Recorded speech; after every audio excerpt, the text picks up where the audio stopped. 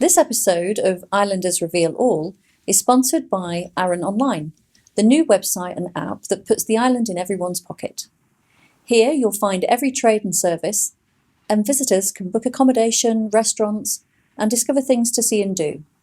It's completely free to download and use, and local businesses can list themselves free of charge.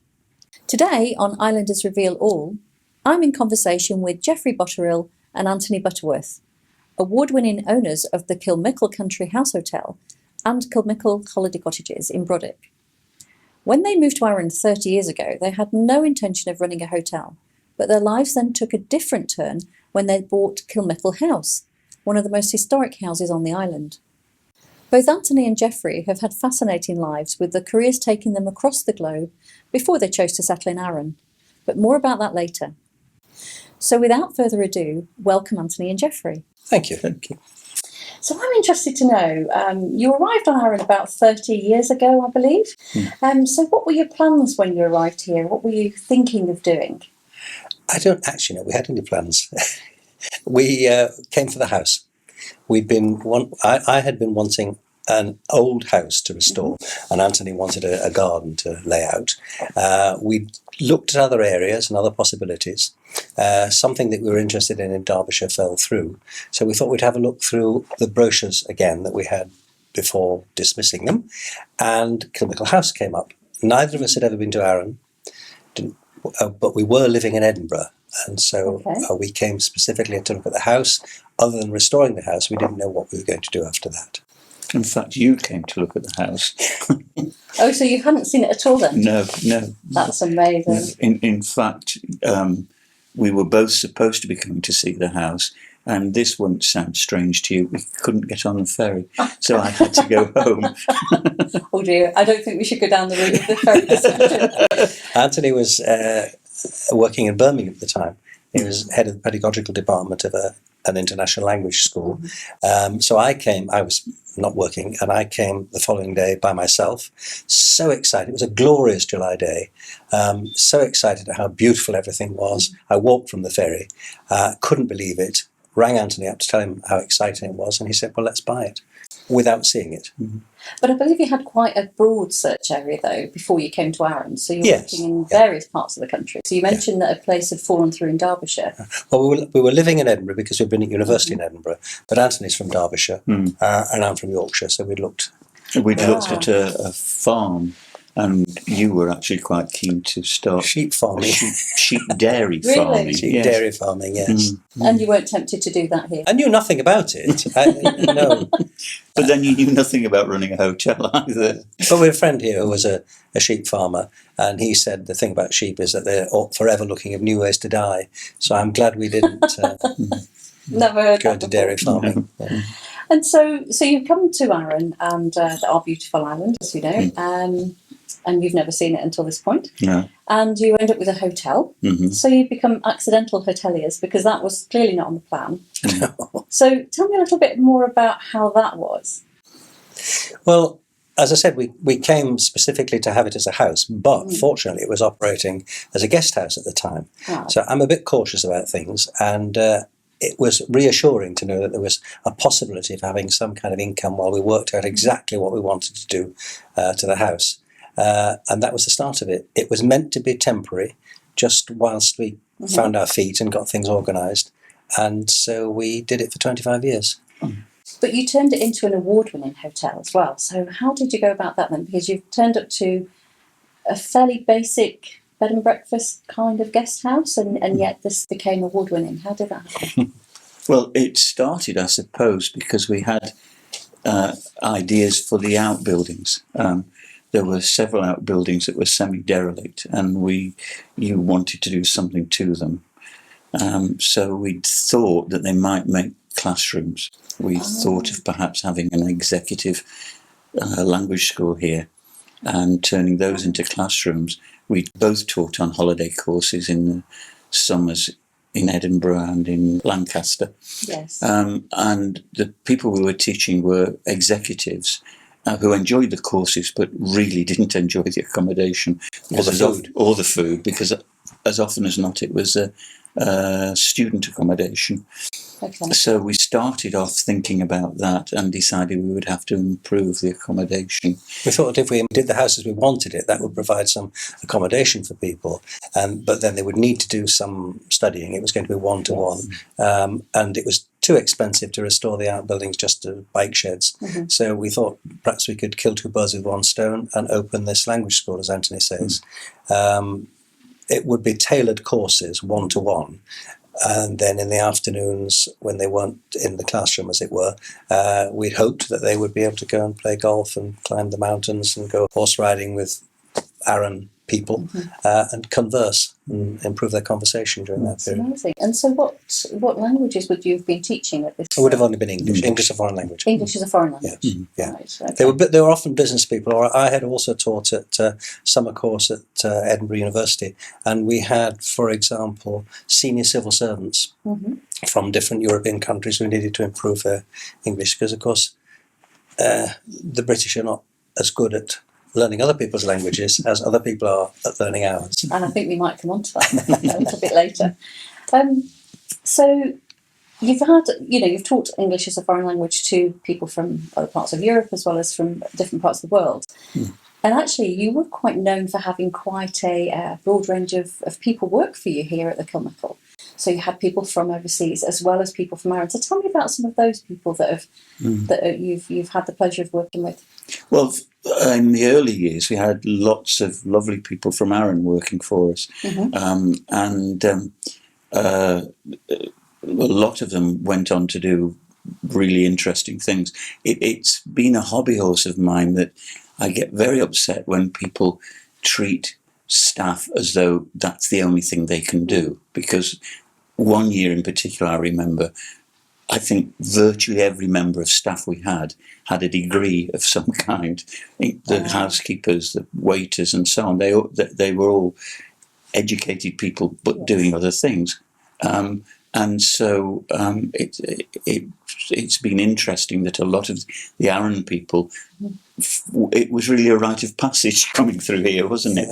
They've gone on to go all over the world. Sometimes we think perhaps they did that to get away from us.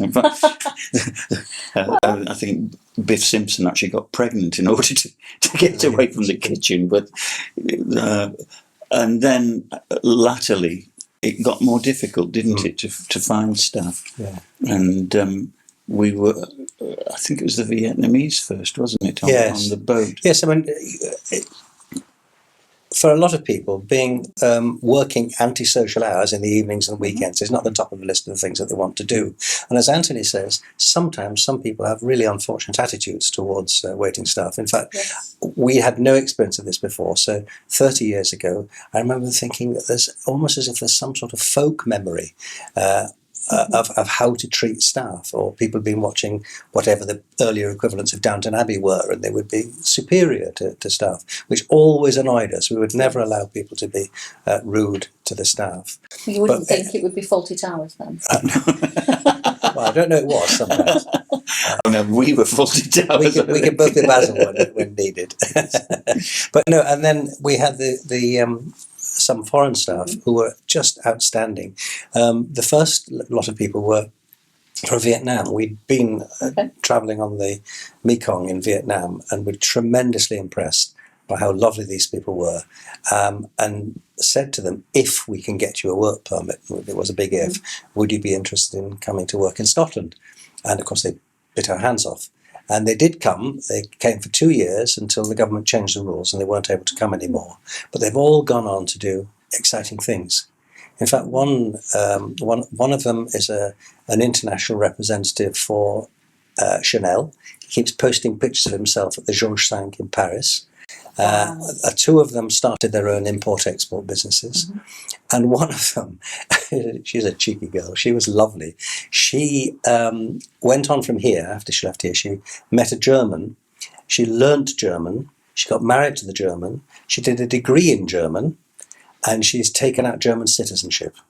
And the German citizenship was after Brexit. So she sent a picture of herself holding up a German citizenship certificate and said, I'm European, you're not. Well, yet. Yet. True. Can we just say yet? That's incredible, isn't it? And what a loss to our country, actually. Yes. Such a shame. Yeah. But I'm so pleased that they've gone on to and you're still in touch with them. Oh, definitely, yes. Yeah. Yeah, she's had a child since, hasn't she? Oh my goodness. Well, you've always got somewhere else to go and stay in Europe. Yes.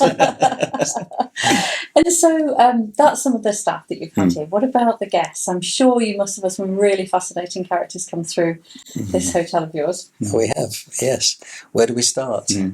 There's a few well-known names. For example, Ewan McGregor stayed here when he the first time the distillery was opened. He was here to open it, and at that time, Antony's niece was working here, helping out with the housekeeping, and she came running through the house one day with Ewan McGregor's knickers on her head. So, He wears knickers? I wouldn't like to. I don't know. She did.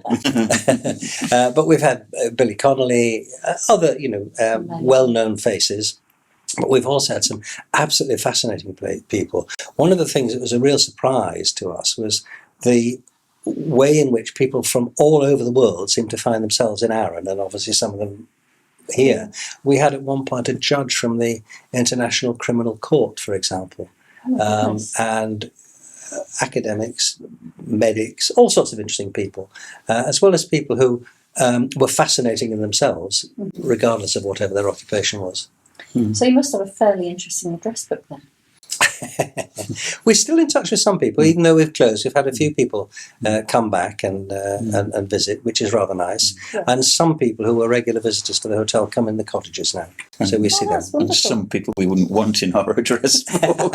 Yes. Anything you'd like to mention? Well, there was a gentleman called Mr. Laird Porch, for example, wasn't there? Yes. Who was staying with us, and I think he was out to impress his lady friend, but his manner wasn't terribly nice, and he was rather portly too.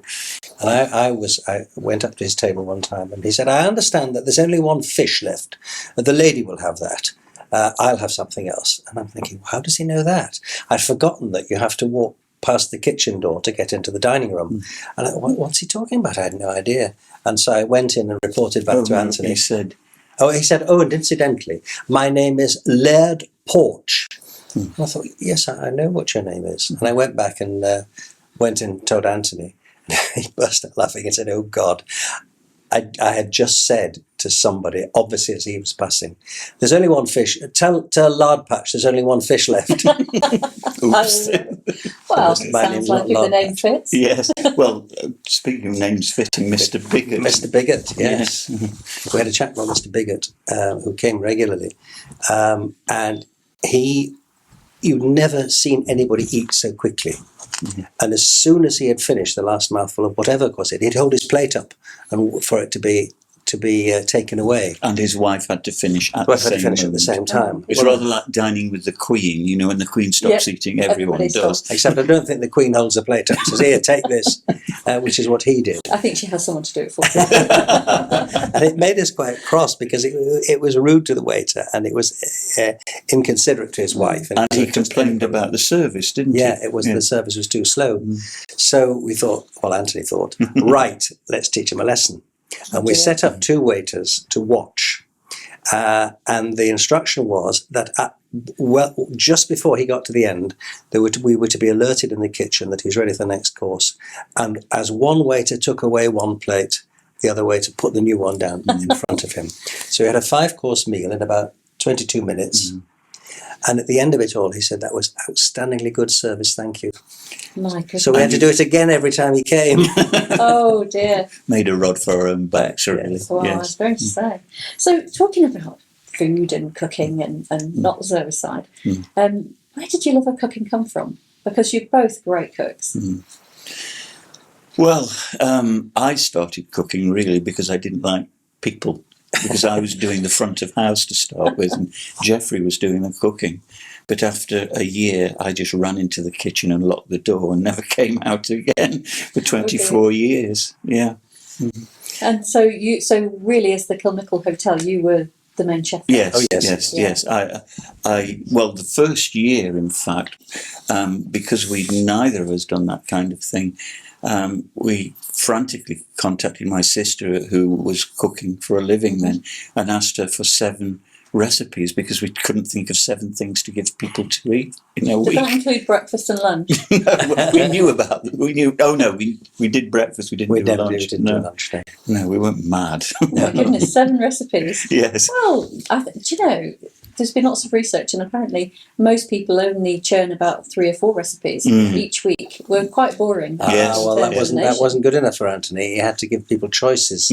So at one point we had, I can't remember how many dishes we had, choices of starters and main courses, and with a small hotel, and then a daily special, an enormous amount of work. Goodness. And the other thing is, he always insisted on absolutely everything being made in house. There was no question of buying in ice creams or anything else. Bread, biscuits, things in the rooms, everything had to be made in house, which meant it was appalling. I don't think I'd like to be your chef party. You did have some good people to help. I had some very good people to help, yes. Graham Chappell was working for us for a while. He's a very good chef. And we had a brilliant Canadian girl called Suzanne, who went off to Provence and started running a vegetarian food van, I think. Organic food van, yes. And she's an artist, but she was an artist with food as well. And she was much better than I could ever be. You could give her something to taste and I think it needs something, and then come out with some esoteric ingredient. And she was always right. She had a perfect palate then. She did. Because it's a real science, isn't it? It is, yes. Yeah. And so, what's your favourite dish to cook? Well, for me, it's probably desserts. There's not one dish. I like cooking desserts, and the reason for that is I think they're often undervalued in our profession. Not generally, obviously, we all love desserts, but you go to a restaurant, very often the desserts are almost an afterthought. Yes. Sometimes you can see the chef walking out of the restaurant at the end of service of the main course. Desserts have nothing to do with that. Yes, and so I think all of us, if it's a big decision whether or not to have a dessert, and once you've decided you will have one, you don't want to be disappointed. No. Yeah. And I have tried your basil ice cream, so I had fun. Good. And what about yourself, Geoffrey? What's the favourite dish? Because you love cooking as well. To be honest, most of the things I like to make are things that we never served in the hotel. You have casseroles, stews, curries, that sort of thing, and the occasional fish finger sandwich. I love a fish finger sandwich. Do you do it with butter or breadcrumbs? It's very important. I've only had one once actually, but the idea is growing on me. Butter, I would say. Right. So, just staying with food then. So, if you could put together the perfect dinner party, who would you have as your guests? And they can be in the present or in the past. Well, for me, it would be some of the people that we had staying that I knew would be fascinating to talk to. But there's a limit to what you can do. After all, people are on holiday. And so we did not, we even, famous people, we didn't ask them about their professions, their acting or anything like that. We tended not to because they were on holiday and it would have been an imposition. But having said that, there were some fascinating people that it would be nice to have back and really be able to talk to them properly this Anybody time. in particular? Would it be Mr. Bigger? I'd spoke quite a lot to him, quite enough actually. Or Laird Patch? No, it would be, people like Professor Tom Devine, who's a Scottish historian. He would I think he would be fascinating. Yes. And the judge in the International Criminal Court, that sort of person. It would be. You can't have serious conversations with people really when they're on holiday, and so it would be quite nice to get a chance to talk to them. What about yourself, Antony? Who would you have around the table? Well, I'm going to be a bit boring in a way, because when we had the hotel open, we didn't really have time for dinner parties. And so what I really relish is having friends from all over the country around, or even better, some of the people who've gone all over the world since since we've closed, because we never see them, and it would be fantastic to sit around and talk about people like Mr. Bigot and Lard Patch and reminisce. Feels like a reunion. Yes. For sure. Well, I think you both should But just coming on now to your kind of your core work, if you like, and I'm saying that outside of being hoteliers. So you were both linguists. Obviously, you had intentions to open up a school here, teaching one-to-one. But where did the love of languages come from? And what languages do you actually both speak? Do you want to start on that? Yes. Well, I was thinking about this today, and I think it started when I first went to France. Probably I was only about 11, and I learned a very little French, and it was the excitement of finding that what I'd been learning in school actually worked. That if I said something to someone in French, sometimes, not always, but sometimes, they understood me. And sometimes I even got what I'd asked for. Even rarer, actually, but sometimes, yeah.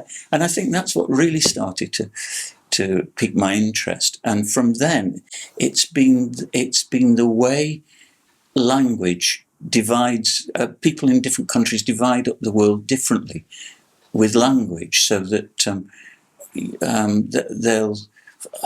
I'm trying to think of an example. I can only think of rude ones at the moment. Like I think you should go for it. well, like Germans call a nipple a breastwort, and I think that's I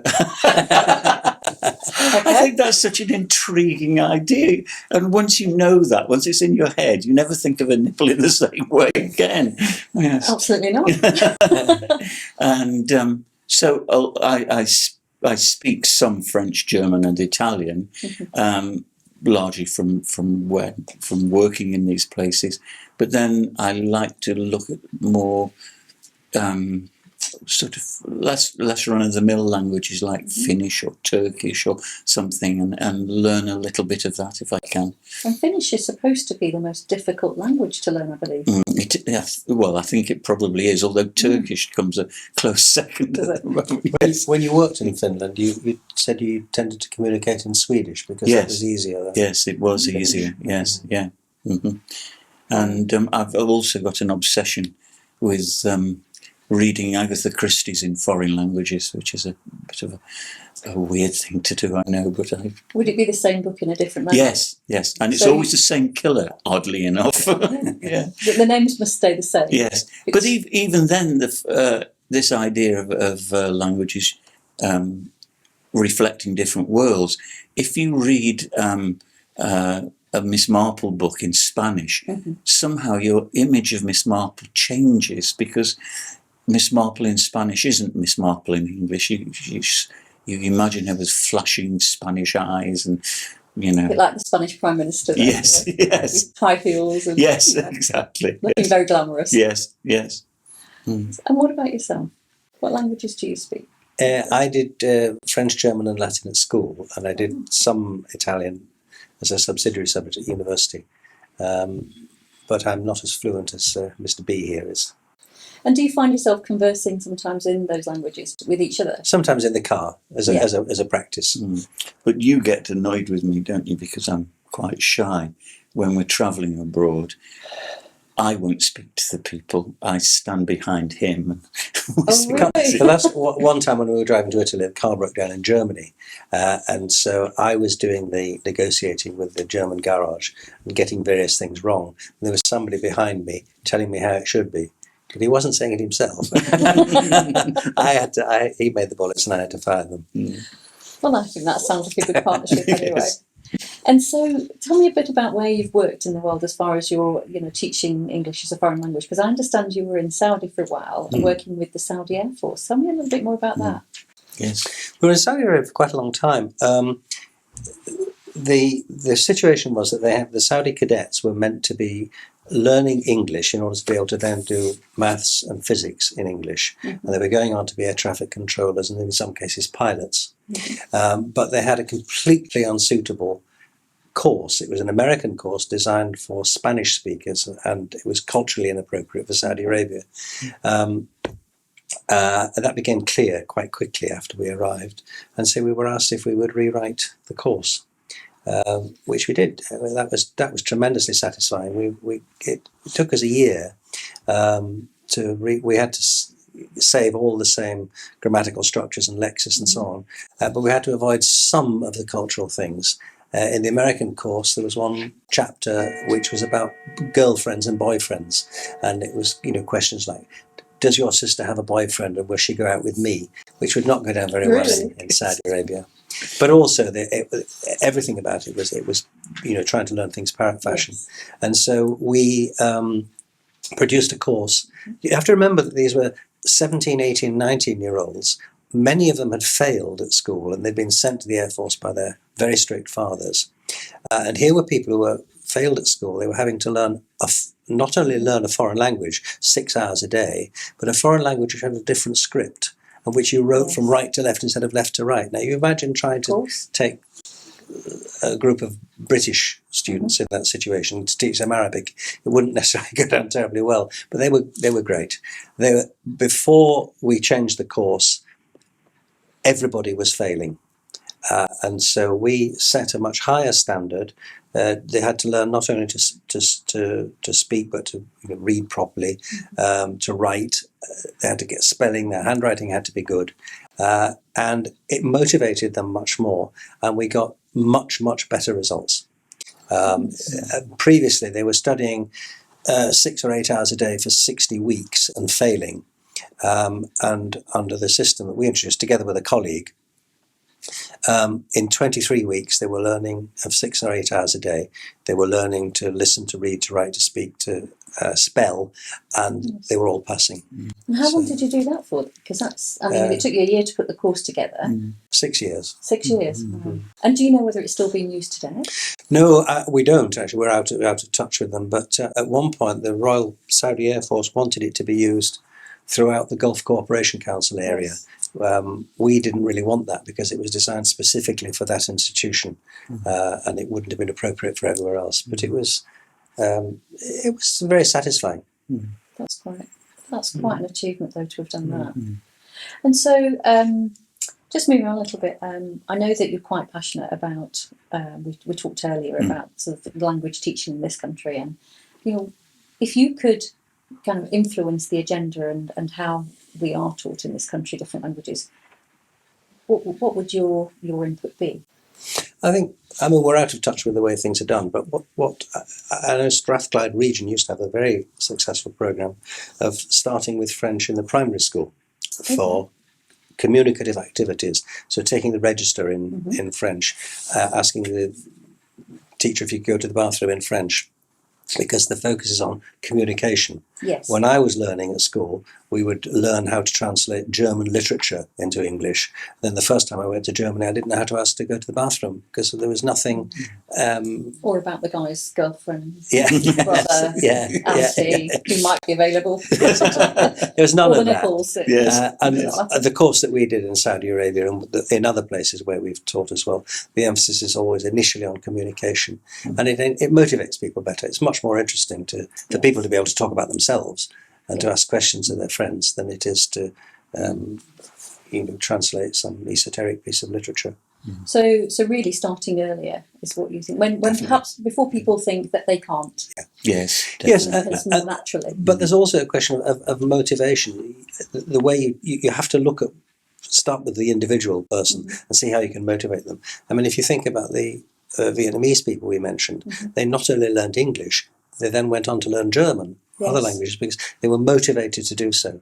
And there are supposed to be two principal ways of motivating people. One is instrumental. They need the language to be able to operate in life. And the other one is integrative. They want to get involved in the culture. That doesn't happen very often, or as often as it should do. In Britain, in schools. I suppose with large class sizes and a very strict curriculum, there isn't that time to. No, we were lucky. We had very small class sizes. Yes. And so you've both had quite an interesting kind of out of work career as well, almost in the theatre and on the stage, both in production, directing, as well as acting. So tell me a little bit more about some of the things you've got up to in there. Well, I started acting at school, and in fact the first thing I was in was Androcles and the Lion, and I had one of the main parts, not the lion, I was Androcles. And then in the second year, the school did Oliver, and I was third drunk. So you can tell that I wasn't that successful as an actor. So when we got to Saudi Arabia, we got involved in the amateur dramatic club there, which was an excellent club, wasn't it? They had their own theatre. And I very quickly learned that I should be directing and not acting. Rather than acting. Yes. Well, I mean, there's only so many times you want to play the third drunk. Yes, exactly. Once was more than enough. We had quite a few, some people who had professional experience in the theatre before going to Saudi Arabia, and they tended to be very serious about it, and they were very strict in rehearsals. But it meant that we had some, good productions, didn't we? Yes, and a variety of things, and you were in a lot of them in very good roles, I think. Yeah. Shakespeare and Joe.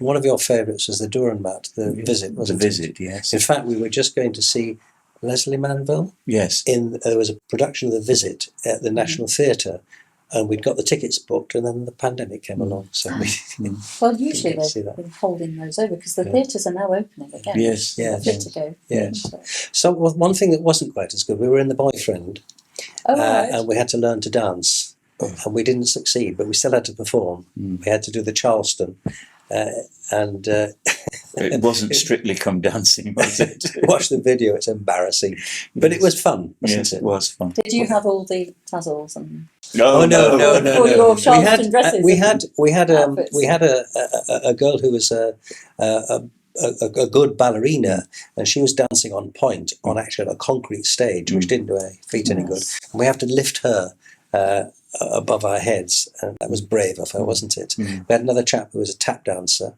and he was very good. There was quite a lot of activity, quite a lot of variety in what was really a small group, and it's quite difficult in somewhere like Saudi Arabia. When we did The Importance of Being Earnest, we had to make furniture, and we had to get the right kind of clothes made for it. Yes. And we did a production of The Winter's Tale, and we went down to the bazaar and got sari lens for costumes, and they were, I think, some of the best costumes we ever made. They're just brilliant things. Very that's talented. One I haven't seen, and I'd love to see that because I had to do it in literature O level. Yes, and, so many people had to do that. Really yes, tough one. Yes. Did you read it before you saw it, or you've never seen it? I've never seen it, so I had to read it before I saw it, and then you have to answer an exam question in it, which is really difficult. Yeah, it manages to destroy it for you as well, doesn't it? I think it's a shame because if you know that the statue comes alive before you see it, it's ruined. Yes, exactly. And if you don't know, it's a real shock, isn't it? Oh, and then there was the pantomime. Well, yes, it wasn't all serious, was it? You have done some panto. Yes. Oh no, we haven't. Antony did. Yes, we have. Antony produced a pantomime, co-produced a pantomime at the National Theatre in Bahrain. Tell the story about what's behind you think. Well, yes, we did a pantomime in Saudi Arabia. The first time we had been involved in one, and we played the two fools. It was slapstick part. It was slapstick. It was Robinson Crusoe, and so there was Sarah the ship's cook, and we were in this sort of slapstick scene. But on the dress rehearsal, we had 200 children in the audience, and we hadn't done anything in front of children before. And when we got to the "It's Behind You" thing, the volume of 200 children screaming was just incredible. It was like somebody turning turbojet on. We were forced backwards. It was quite frightening, really. And that's incredible because panto doesn't translate into a lot of cultures. No. So it obviously does that. Yes, in Bahrain we received a telephone call saying Princess X would have a number of tickets for that evening, and we said Princess X won't because it's sold out. And they basically said, you don't understand, Princess X will have tickets for this evening. And it turned out to be for the children and their Filipino nannies, and you should have seen the excitement of the Filipino nannies. So it did translate to that extent. Yes. And just remembered, actually, if you ever, when you're watching the BBC reports from Germany or Austria, and you see a BBC reporter, Bethany Bell, reporting, Just think of her as Alice in Wonderland. She was in one of the pantomimes as Alice in Wonderland. I will look her up. Yeah. Yes, she was only a little girl then, wasn't she? She was, yeah. Goodness. Outside of being linguists and hoteliers, you've done some other fairly interesting careers as you've travelled around the world. Do you want to tell us about some of those? Well, I think it'd be quite interesting to hear about the bad jobs that you've done, actually, because you always seem to get the worst jobs, and Geoffrey always seems to get the good jobs. So. Yes, that's true. That is true. It's actually the reason we left, isn't it? I had at one point I had the best job I'd ever had, and Antony had the worst he'd ever had. That's so right. we decided to call it a day. Because we were both in Bahrain at the time, and Geoffrey was an inspector, a school inspector, and I was a senior teacher in a couple of technical schools. And my inspector was a colleague of yours, wasn't she? And she was an absolute horror. She was a monster. She was Bahraini, because there were only, I think, 2 expatriate inspectors. And the other Bahraini inspectors were wonderful, but she'd been over-promoted. Dreadful. Oh, really? Yes, she was really dreadful. She couldn't speak English. She knew nothing about education, but she was an absolute gorgon. And to the point where I ended up seeing the Minister of Education. I complained all the way up, and they just kept pushing further and further up until I saw the Minister of Education said that this woman is just no good at all for the schools. But it's not really creating. She was promoted further upwards, wasn't she? Yes, she was then moved to the university. Tired of her. I probably did her a good turn, actually. She got a promotion. Sounds like you were kind to her. You didn't have her up against the wall by the neck, as you have with some previous people. It was very tempting. Yes. And what about yourself, Geoffrey? You've done a few fairly interesting things. School inspector for one. Yes, that was really fascinating. It was, as I said, it was my best job because we felt we were really able to make a difference to what was going on. But I taught in a maximum security prison, teaching murderers and armed robbers. That was fascinating too. We were not supposed to know why people were in. It's one of the rules of teaching in the prison. You're not supposed to know what their crime is, but you do tend to find out. And I had some very talented people doing some open university courses, and we also had some people doing GCSEs and so on. But one I remember fondly was someone who came in having written a letter to his girlfriend, and he asked if I would look over it and correct it for him. Well, I really wasn't supposed to do it, but it was obviously important to him, so I had a look at it. It was abuse from start to finish. He was really trying to get her to come in and visit him. They had a child, and I think he hadn't seen the baby, and he was desperately trying to get her to come in, but he couldn't overcome his hostility towards her for not having come before. And so I talked it through with him and said, you're really trying to persuade her. You really need to write a love letter. So he went back to his cell, and that's what he did. He wrote a love letter and brought it in and proudly showed it to me. And he said all the things that he should have done to persuade her to come in, and then signed it off. And he said at the bottom, P.S. You're the most hideous, horrible cow I've ever met in my life.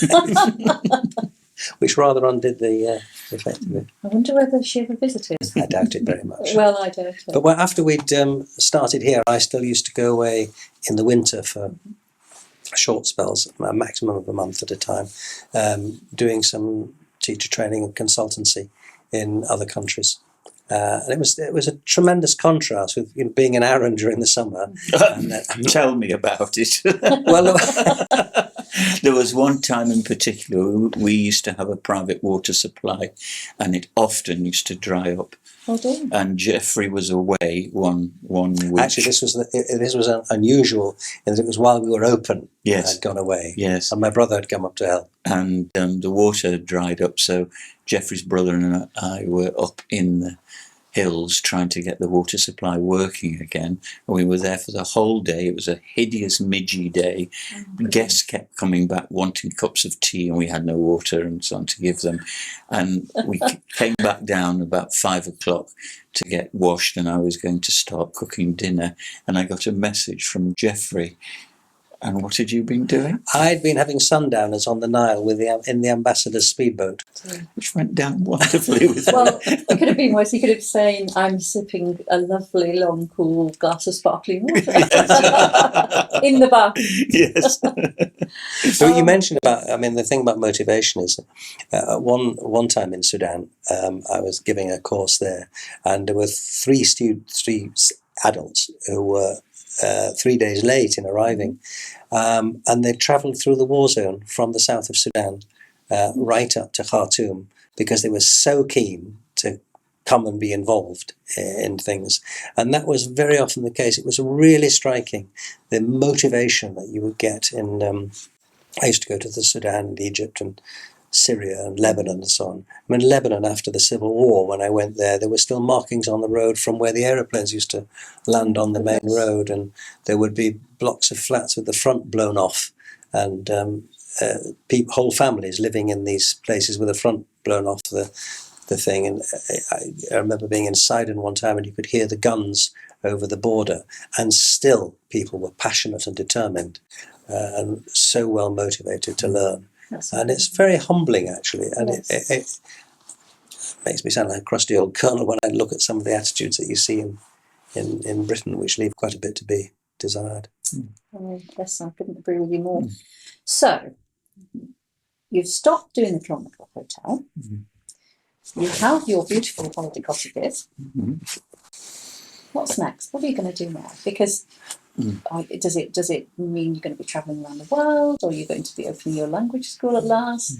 Well, Geoffrey's never stopped wanting to renovate houses, so the latest thing is that we have a place in Italy. We bought a place in Tuscany, and we've been renovating that and hoping to get to. We haven't seen it for the last 2 years, have we? We bought it just before lockdown. I think we've been twice, and then we haven't been back since. Antony had always said that before he went to meet his maker, he wanted to live again in another country where he had to speak another language. And obviously one of the options was in Italy. Brexit has put the kibosh on that because, of course, we're not allowed to go and do that anymore. But we do still have the house. We feel a bit... obviously, the question of holiday houses is controversial in Arran and lots of other beautiful places. We feel okay because our holiday cottages, we've had the regulations governing them changed, and they're now also permanent residences. We've sold 2 of them as permanent residences. So in reverse of the procedure that normally happens where a private house becomes a holiday house, our holiday houses are becoming permanent residences. And in the house in Italy, it's in an historic hill town, and they're not popular with young people anymore. They obviously want to live in the cities. The house that we have had been empty for 2 years, and we've been very warmly welcomed. They're pleased to see people coming in and, of course, investing in the property. And, of course, when you're renovating, you're giving work to other people as well. So it's all, so far, it's all been positive. And I believe Amsterdam may be on the cards. Yes. Well, again, it's off. We can't do it anymore. Well, we were thinking of going and moving and living in Amsterdam, but you're only allowed 3 months at a time. 3 months in each country, maybe you need a house. No, it's 3 months in Europe, in the Schengen area. Oh, it's 3 months. Don't start me. Yes. I could kill. Well, thank you very much, Antony and Geoffrey, for joining us on this episode of Islanders Reveal All. So it's been our pleasure. Well, it's been my pleasure as well to interview you both. Thank you. Over the months ahead, Charles Curry and I will be in conversation with other islanders, prepared to let us see what makes them tick. Subscribe to the Arran channel to receive notifications of further episodes. We're grateful to Arran Online for sponsoring this episode of Islanders Reveal All. The app is really helpful to everyone, showing the opening times of island businesses as well as providing directions to visitors. If you haven't already, download the free app today. You'll find a link to arranonline.com down below this video.